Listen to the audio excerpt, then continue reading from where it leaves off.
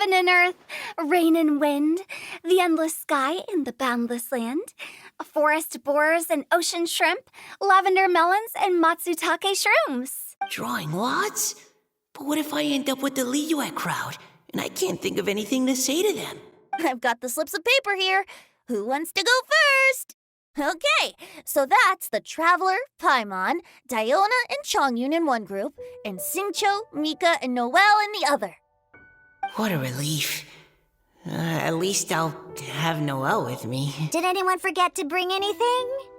If not, then let's get going! Dun, dun, dun, dun, dun. Come on! Wow, are those ears and tail real? So fluffy. Just call me Diona.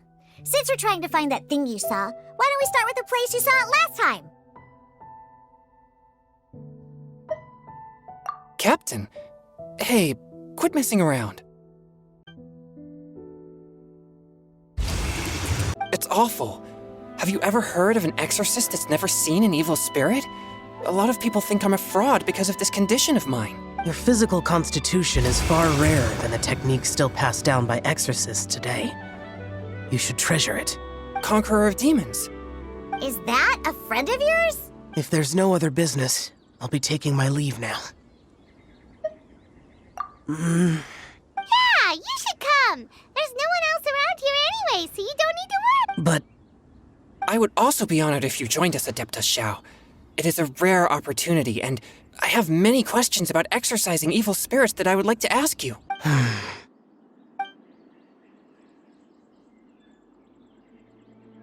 Fine.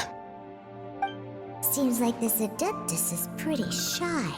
Or maybe all the Adepti in Liyue are like this. Really? Perfect! Let's go pick a whole bunch of them. When grown-ups drink too much, they get that stupid drunk look on their faces, can't speak clearly, and don't even respond properly. Sometimes they just sleep on the floor all night. Alcohol is the root of all kinds of evil. If her claims are true, perhaps she too possesses a unique constitution of some kind. I don't see how it could have anything to do with her. Unless she's under the influence of some kind of power? Maybe an evil spirit. No. I sense no trace of the demonic in her. Although there are traces of something else. Something rather special. In Liyue, we might say this child has adeptal affinity. It's ready. Here, I made one for Xiao too. Oh boy. Look at that color. Yep. She definitely added Julian chilies. What's wrong? You're not allergic to anything, are you? Don't worry, there isn't even any alcohol in it. It's a slime condensate base with a seasoning of Jueyun chilies and finished with frog legs. Surely there's no way this can possibly taste good.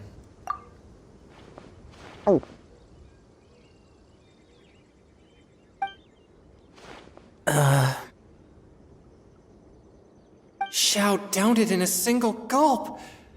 Oh, great.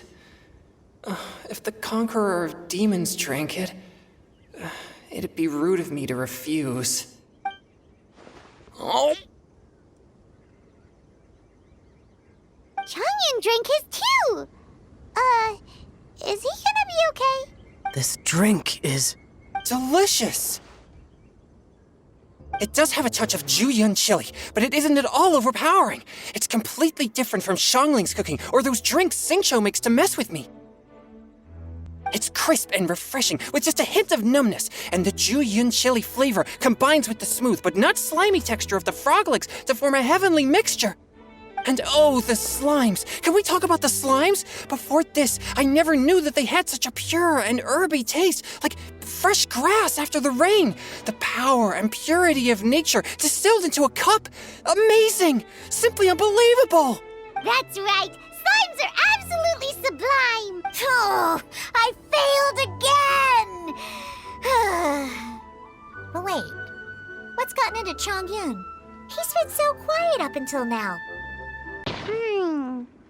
It sounds like the the author is writing about the first time they met their true love. It makes no sense to me. When there's things that you're unable to say, or just never had the chance to say before it was too late, if it can be put on paper, it can be expressed as poetry. Is it kind of like wishing at a fountain? I used to do that sometimes when I was little. Upstream, upstream, up we go! Oh, did you think of what to write yet?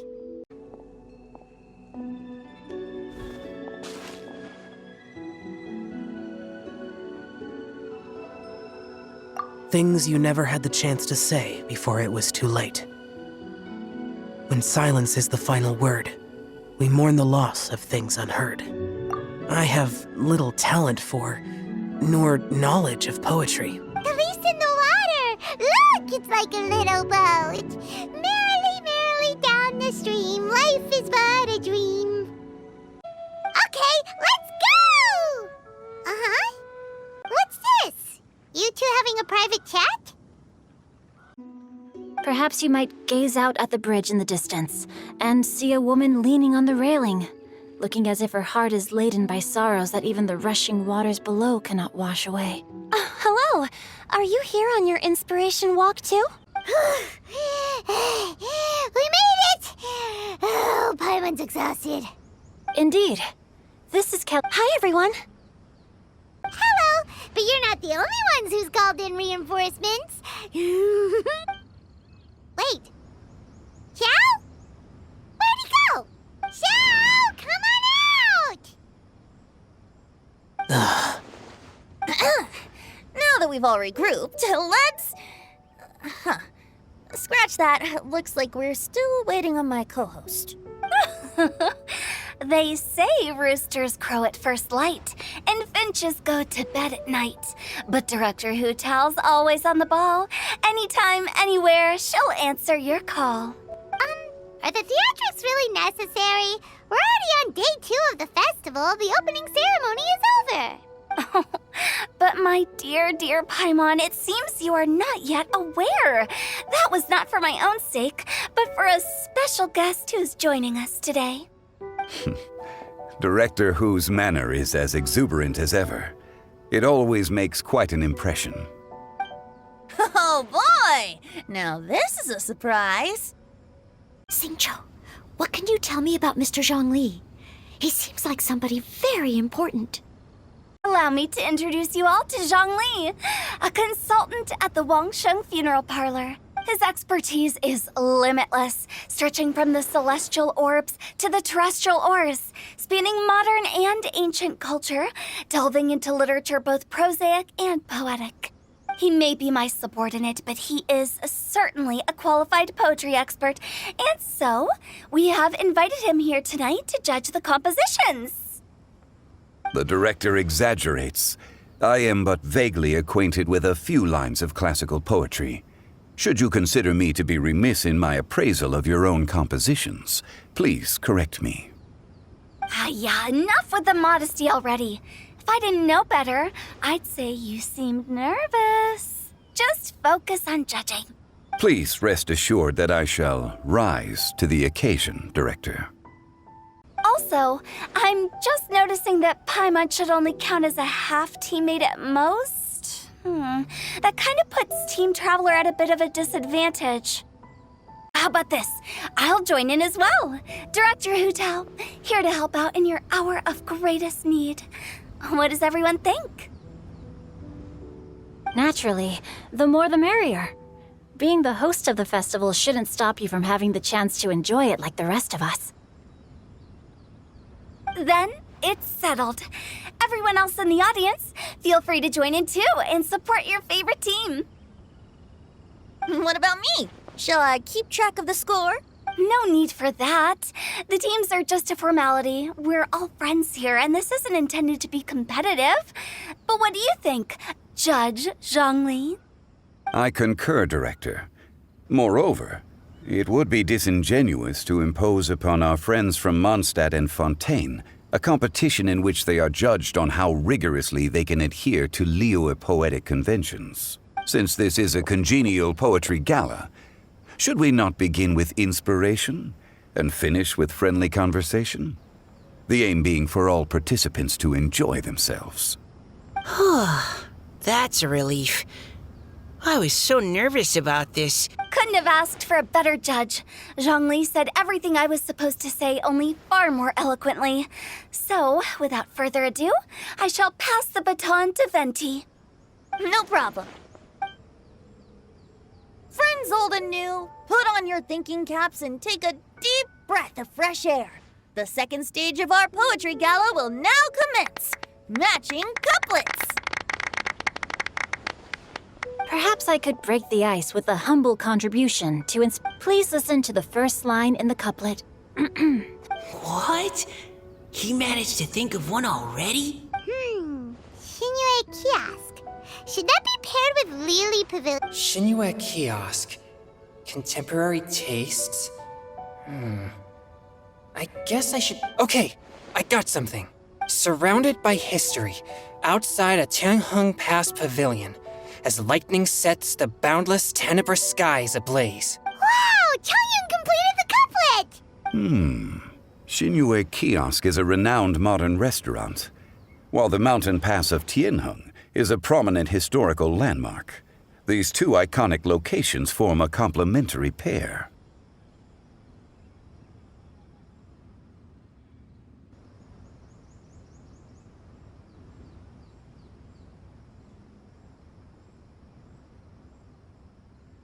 The imagery also contrasts rather well between the two halves of the couplet. One half describing a leisurely and comfortable indoor scene, the other portraying a hazardous outdoor scenario where there is no protection from the elements. Huh? I was just describing what I experienced that day. All right then. I guess I'll start the next couplet. Mind pines for Mingyun. Flesh confined to Qingse. Spirit striding high on Zheyun's clouds. Oh, Chongyun, you dark horse. Looks like you came to play today. This conjures the image of one with lofty aspirations, whose life is limited to a small town, but who awaits the opportunity to one day ascend above the clouds. The use of various locations for their symbolism is quite novel indeed. Oh! Soul shines like jade stone, dressed in finest silkware. Lucent heart still beats within me now. Wow, how did Noelle do that? A superb line. It employs the metaphor of precious stone to describe one of noble and moral character, with a pure and clear heart. The symbolism in this case is centered around objects, truly the work of a skilled poet. That was a commendable couplet. All thanks to your guidance. Well, I'd like to start the next up into the misty karst, down among the grassy marsh, all for lotus seed and bird egg soup. Lotus seed and bird egg soup? What is it, Diona? Did you think of a second line for the couplet? No. Everyone's poems are so complicated. I need more time just to understand them. But when I heard lotus seed and bird egg soup, it made me think of berry and mint burst. Maybe because I mixed a similar drink recently. North beyond the Starfell Lake. South across the windswept plains. Just for berries squeezed and mint infused. No wonder everyone praises the traveler so highly. You answered so quickly. Does this mean I helped? Meowsa!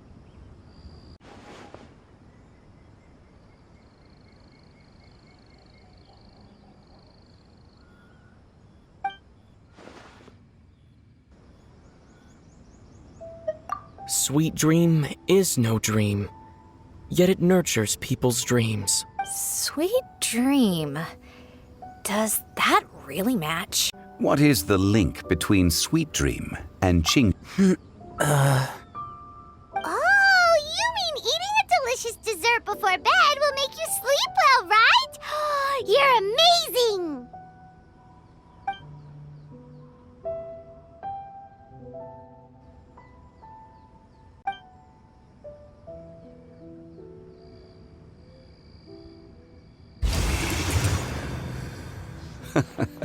Then I agree.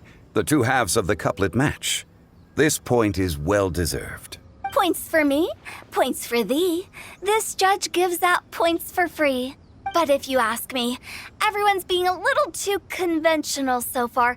Let's push the envelope a little. Go nuts! Round moon in the heavens, full moon at night. Celebrate with circle of friends. Oh, square meals in the basement. Big bowls of rice. Decorate with cuboids of meat. Huh? What the? Ah, we have ourselves a pedant's couplet. The two halves have no thematic connection, yet each word has its perfect parallel, meaning the two halves do form a cohesive whole. The strict pairings make this no easier to achieve than a thematically coherent couplet. Blah, blah, blah, blah, blah, blah, blah. So verbose. Zhongli, just tell me if I got a point or not. Of course you did. I presumed it went without saying. Ahem. Through Cheongji, I walked 100 miles. At Guili, I ended my march. In Dihua, the silver grass grows in 2 styles, but horsetails don't trot out the marsh. From vendors, I bought some 15 steaks. At dinner, I sizzled the lot. At pressure, the tenderloin cooks in 2 ticks, but 15 won't fit in the pot. Huh? So that's a pedant's couplet. Paimon thinks she can do that too. I thought of one. Wolf hooks can't hook Baron Bunny. Aw, that's a... Sweet flowers can't outsweet Sister Barbara.